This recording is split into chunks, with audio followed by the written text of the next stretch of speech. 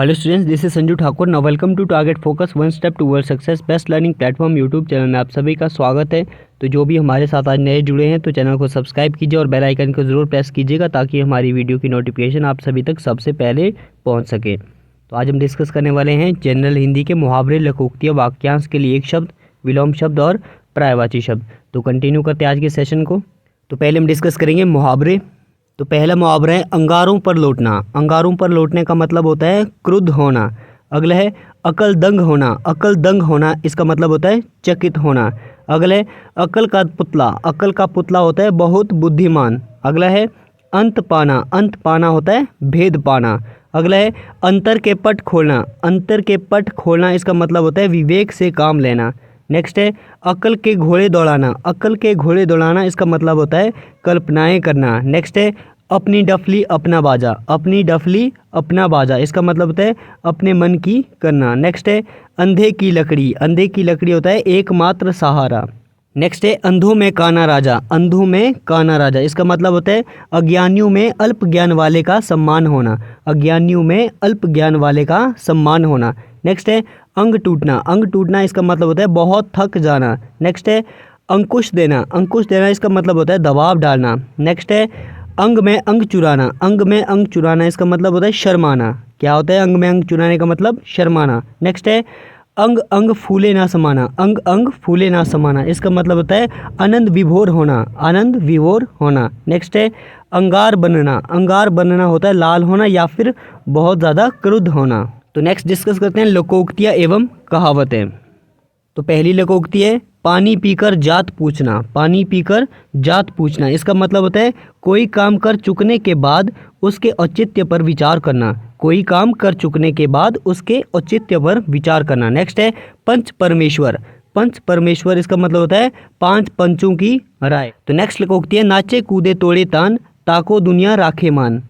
ताकि दुनिया राखे मान इसका मतलब होता है आडंबर दिखाने वाला मान पाता है। आडंबर दिखाने वाला मान पाता है। नेक्स्ट लोकोक्ति है बूढ़ा वंश कबीर का उपजा पूत कमाल। इसका मतलब होता है श्रेष्ठ वंश में बुरे का पैदा होना। श्रेष्ठ वंश में बुरे का पैदा होना। नेक्स्ट है बंदर क्या जाने अदरक का स्वाद।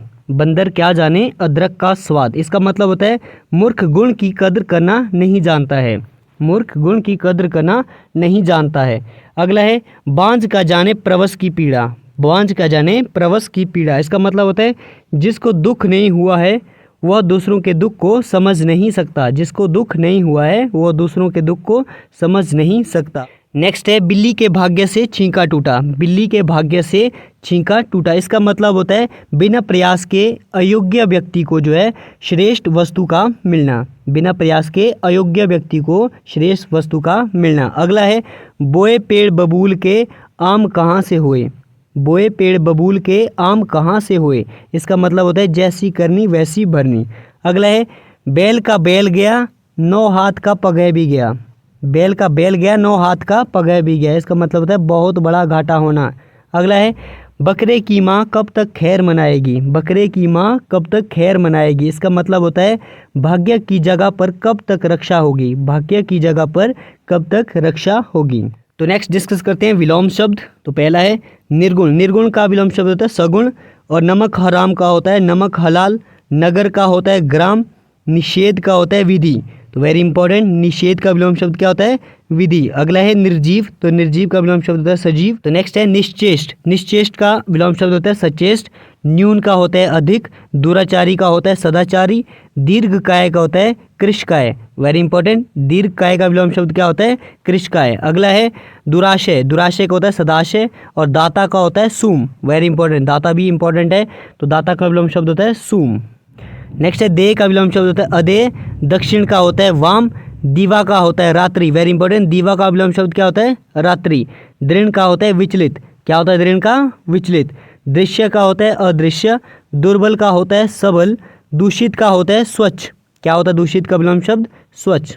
धीर का विलोम शब्द होता है अधीर। धृष्ट का होता है विनीत। वेरी इंपॉर्टेंट, धृष्ट का विलोम शब्द क्या होता है? विनीत।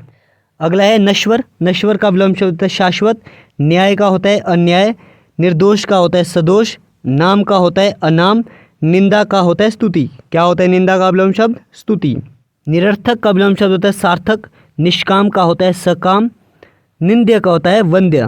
क्या होता है निंद्य का विलोम शब्द? वंद्य। अगला है निरक्षर का होता है साक्षर। नेक का विलोम शब्द होता है बद।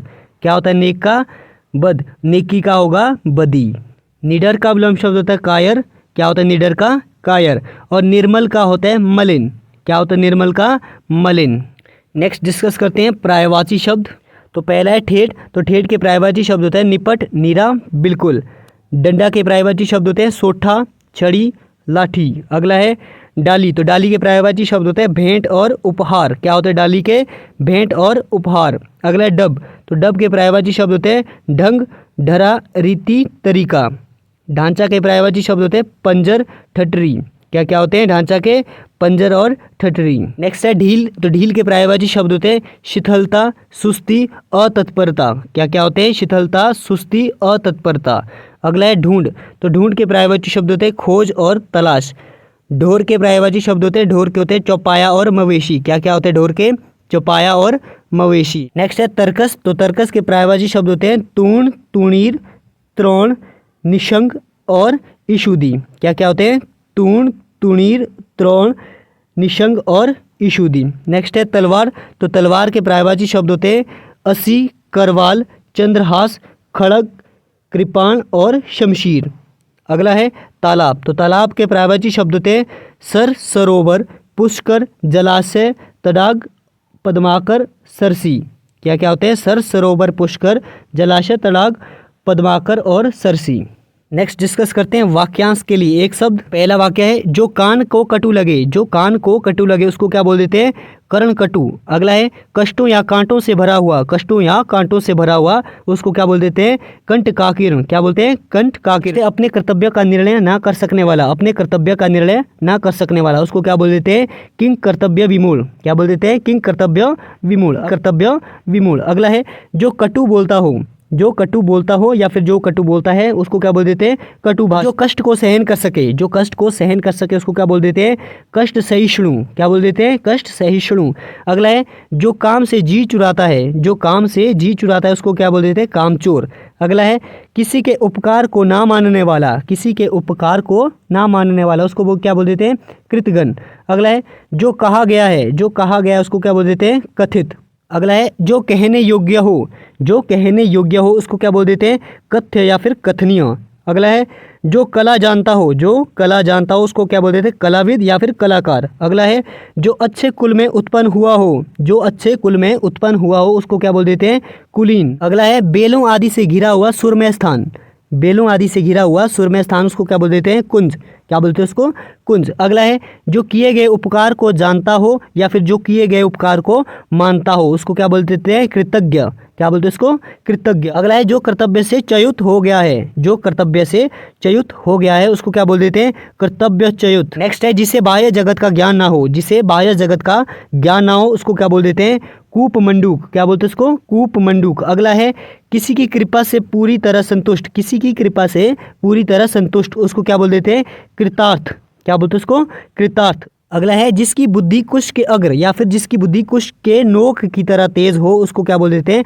कुशाग्र बुद्धि। अगला है जो पुरुष कविता रचता है। जो पुरुष कविता रचता है उसको क्या बोलते हैं? कवि। नेक्स्ट है जो स्त्री कविता रचती है उसको क्या बोलते हैं?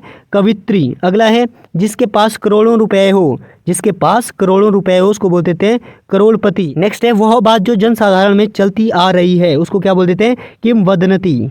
अगला है जिस लड़की का विवाह ना हुआ हो। जिस लड़की का विवाह ना हुआ हो उसको क्या बोल देते हैं? कुमारी। अगला है जिसे क्रय किया गया हो यानी जिसे खरीदा गया हो उसको क्या बोल देते हैं? क्रीत। नेक्स्ट है वह नायिका जो कृष्ण पक्ष में अपने प्रेमी से मिलने जाती है। वह नायिका जो कृष्ण पक्ष में अपने प्रेमी से मिलने जाती है उसको क्या बोल देते हैं? कृष्णाभिसारिका। क्या बोलते हैं इसको? कृष्णाभिसारिका। नेक्स्ट है जो कल्पना से परे हो। जो कल्पना से परे हो उसको क्या बोल देते हैं?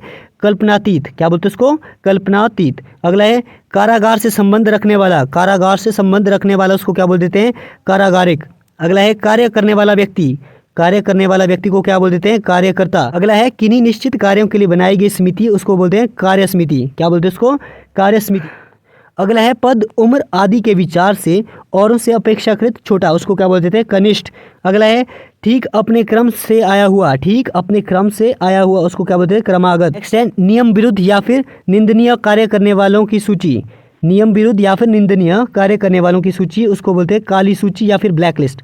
अगला है जो केंद्र की ओर उन्मुख होता है, जो केंद्र की ओर उन्मुख होता है उसको क्या बोल देते हैं, केंद्राभिमुख। क्या बोलते हैं उसको, केंद्राभिमुख। अगला है क्रम के अनुसार, क्रम के अनुसार उसको क्या बोलते हैं, क्रमानुसार। किसी विचार या निर्णय को कार्य रूप देना, किसी विचार या फिर निर्णय को कार्य रूप देना, उसको क्या बोल देते हैं, कार्यान्वयन। क्या बोलते हैं उसको, कार्यान्वयन। अगला है धन का देवता, धन का देवता उसको क्या बोल देते हैं, कुबेर। अगला है कुंती का पुत्र, कुंती का पुत्र को क्या बोल देते हैं, कौन्तेय। नेक्स्ट है राजनीतिज्ञों एवं राजदूतों की कला, तो उसको क्या बोल देते हैं, कूटनीति। राजनीतिज्ञों एवं राजदूतों की कला को बोलते हैं कूटनीति। अगला है क्षमा पाने योग्य, क्षमा पाने योग्य उसको बोल देते हैं क्षम्य। अगला है क्षण भर में नष्ट होने वाला, क्षण भर में नष्ट होने वाला उसको क्या बोलते हैं, क्षण भंगुर। क्या बोलते हैं उसको, क्षण भंगुर। नेक्स्ट है जिसका हाथ बहुत तेज चलता हो, जिसका हाथ बहुत तेज चलता हो उसको क्या बोल देते हैं, क्षिप्रहस्त। क्या बोलते हैं उसको, क्षिप्रहस्त। अगला है भूख से व्याकुल, भूख से व्याकुल उसको क्या बोलते हैं, क्षुधातुर। क्या बोलते हैं उसको, क्षुधातुर। नेक्स्ट है ऐसा ग्रहण जिसमें सूर्य या चंद्र का पूरा बेम ढक जाए उसको क्या बोल देते हैं, खग्रास। क्या बोलते हैं उसको, खग्रास। अगला है जो सदैव हाथ में खड़ग लिए रहता है, यानी जो सदैव हाथ में तलवार लिए रहता है उसको क्या बोलते हैं, खड़गस्थ। क्या बोलते हैं उसको, खड़गस्थ। तो आज के सेशन में इतना ही करते हैं। आई होप सो आप सभी को आज का सेशन पसंद आया होगा। तो अगर पसंद आया होगा तो लाइक शेयर सब्सक्राइब कीजिए टारगेट फोकस यूट्यूब चैनल को और बने रहिए टारगेट फोकस की टीम के साथ।